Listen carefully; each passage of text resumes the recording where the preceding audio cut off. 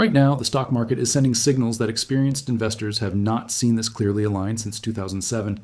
You need to pay attention. The Nasdaq has already fallen over 10% in 2026. Moody's recession model just hit 49% probability. Oil spiked 66% in 2 weeks.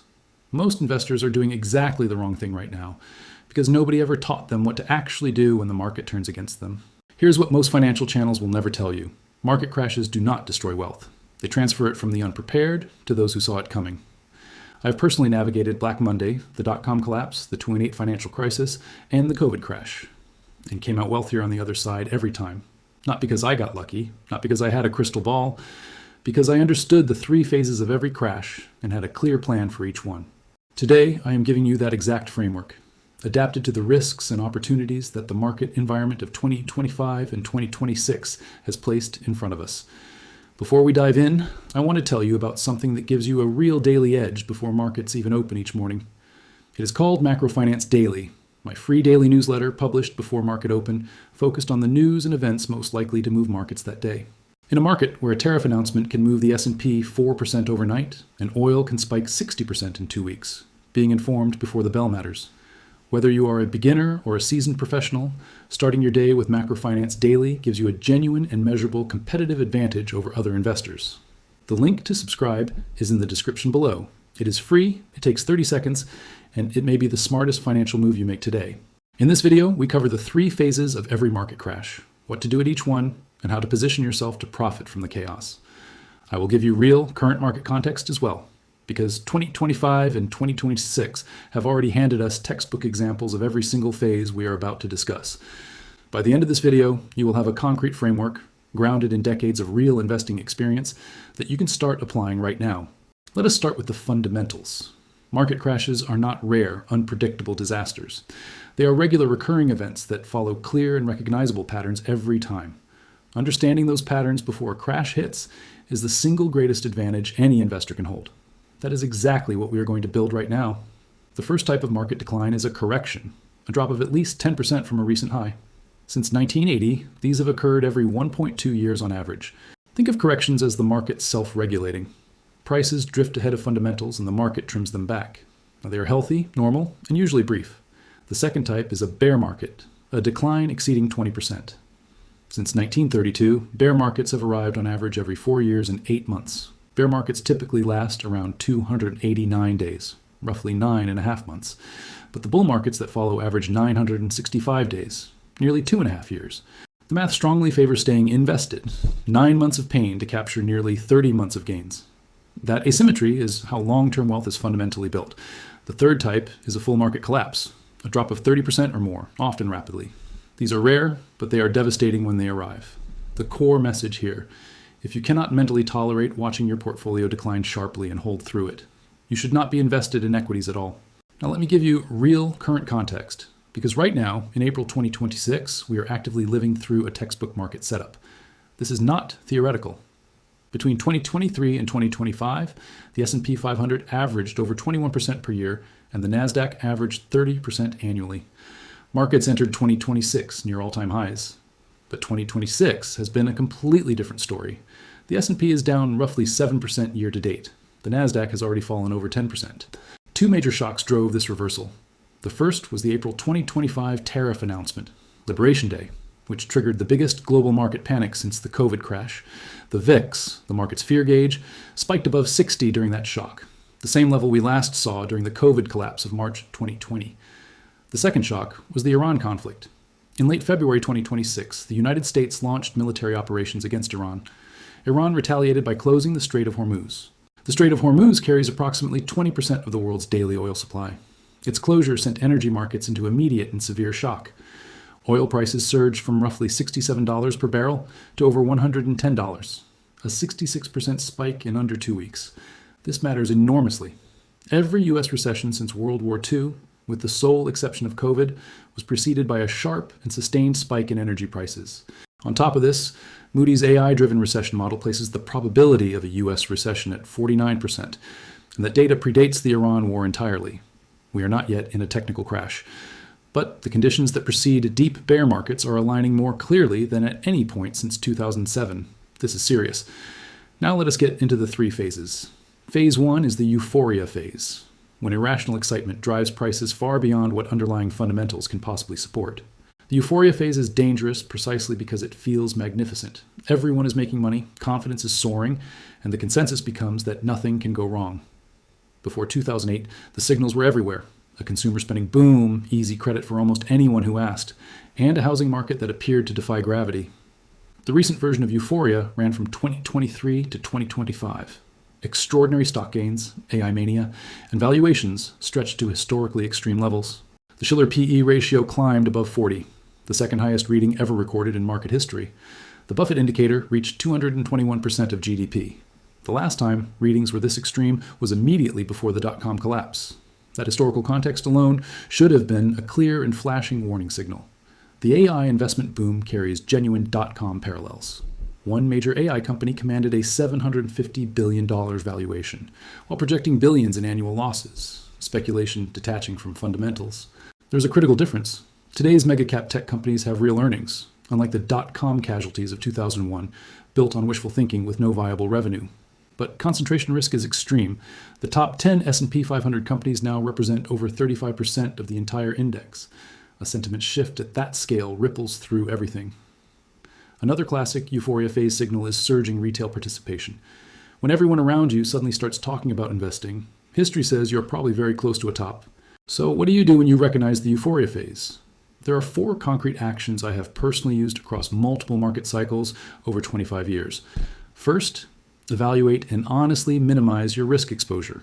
Not selling everything, but honestly assessing whether your portfolio risk matches your financial situation and emotional tolerance. Most investors dramatically overestimate their own risk tolerance until a real crash tests it. Knowing your true limit before that happens is a profound structural advantage. Second, reduce or eliminate leverage. I have watched margin calls destroy millionaires overnight, forcing them to sell quality assets at the absolute worst moment in the market cycle. By not using margin myself, I sacrifice some upside. But I have seen too many people go from wealthy to broken days. That risk is simply not worth it. Third, build a larger cash reserve than normal. Holding extra cash feels unproductive when markets rise, but that cash is your most powerful weapon when prices collapse. Between 2007 and 2008, I quietly built a cash reserve while others stayed fully invested. From the outside, it looked timid. In reality, I was loading the gun. Fourth, ensure genuine portfolio diversification, not just different stocks, but across sectors, geographies, market capitalizations, and asset classes. Concentration is the enemy of resilience. A broad market index fund is one of the most effective tools here, automatically spreading risk across thousands of companies without requiring you to predict individual winners. Phase 2 is the reckoning phase. When overvaluation becomes undeniable, panic sets in, and markets sell off hard. This is where most investors make devastating mistakes. I would argue we have already entered the early stages of the reckoning phase. The VIX spike above 60 in April 2025 was not noise, it was the opening signal. On April 7, 2025, one major 401k tracking platform recorded its busiest single trading day since March 2020. Mass exits from equities, driven entirely by panic. This is textbook reckoning behavior. Markets drop, fear spreads, people panic sell, prices fall further, which triggers more fear and more selling, a brutal, self-reinforcing spiral. The most important thing I can tell you, in the reckoning phase, your enemy is not the market. It is your own psychology. That is the real battle. Everyone watching this believes they are a long-term investor. Long-term investing is easy when markets rise. The reckoning phase is where that belief gets genuinely tested.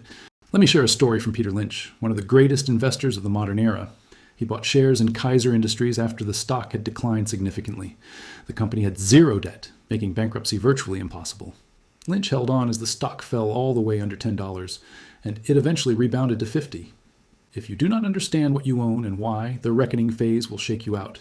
Selling at the bottom guarantees the loss becomes permanent. The same principle applies to index investors. A Fidelity study found that $10,000 in the S&P 500 from 1980 to 2022 grew to over $1 million. That result required staying invested through every single correction and bear market in that period. Miss just the 10 best market days and the final number collapses dramatically. Trying to consistently time the market is one of the most expensive investing mistakes you can make. The empirical evidence across every time horizon studied is overwhelming. So what do you do in the reckoning phase? First, hold your positions. If your analysis was sound going in, trust it over your emotional reaction to falling prices. Second, deploy your cash reserves. This is exactly why you built them. When quality assets go on sale, it is not a warning. It is the opportunity you prepared for. In 2008, I went on a genuine buying spree. Stocks, businesses, entire companies at distressed valuations, investing every week through dollar cost averaging, never trying to call the bottom. Dollar cost averaging removes the impossible demand of perfect timing. A fixed investment on a regular schedule means you naturally buy more shares when prices are lower.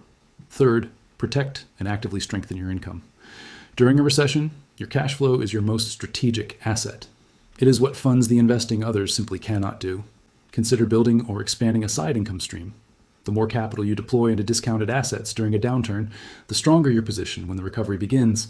Some investors short the market during the reckoning phase, betting on further declines. Investors like Michael Burry have built extraordinary returns using this approach. It is not something I personally practice, but if it interests you, I highly recommend the film The Big Short, one of the most informative financial films ever made. Phase 3 is the Phoenix phase, where the market begins recovering and rebuilding, ultimately rising well above the highs that existed before the crash ever started. This phase is inevitable, not immediate, not predictable in its timing, but inevitable. Every single bear market in U.S. market history has been followed by a bull run. After the 2008 crisis, I began seeing meaningful recovery signals around 2012, roughly the time of the London Olympics. Businesses were hiring, spending was returning, confidence rebuilding. Recovery took time. The psychological hangover from the crisis kept spending cautious long after conditions improved. Full normalization took another 4 years beyond the initial recovery signals. The Phoenix phase rewards patience above every other quality. Those who held through the bottom and kept buying during the decline capture the full explosive force of the rebound. The S&P 500 has never produced a negative total return over any rolling 20-year period in its entire history, through wars, oil crises, recessions, and financial collapses.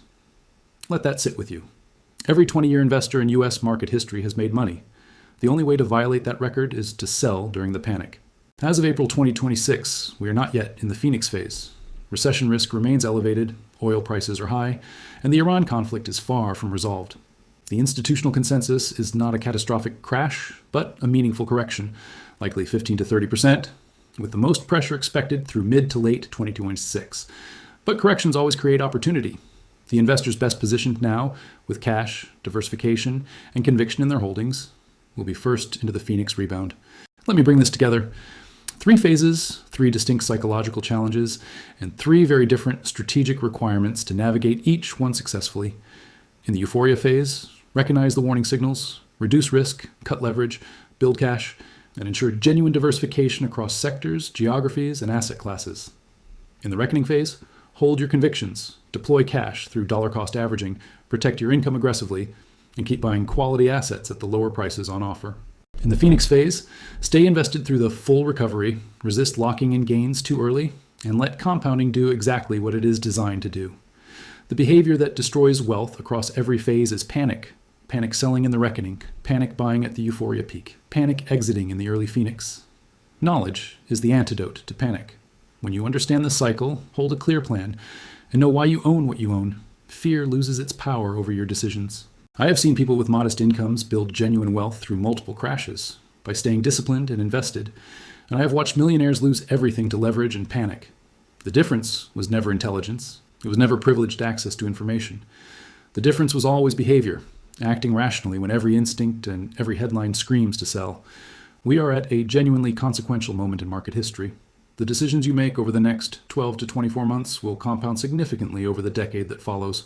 The seeds of real fortune are almost always sown in moments of crisis, uncertainty, and fear. That has been true in every single market cycle in history, including this one.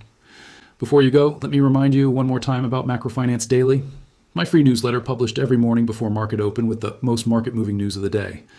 MacroFinance Daily gives you the context you need before the opening bell, written with the rigor of a finance PhD and over 25 years of real-world investing experience.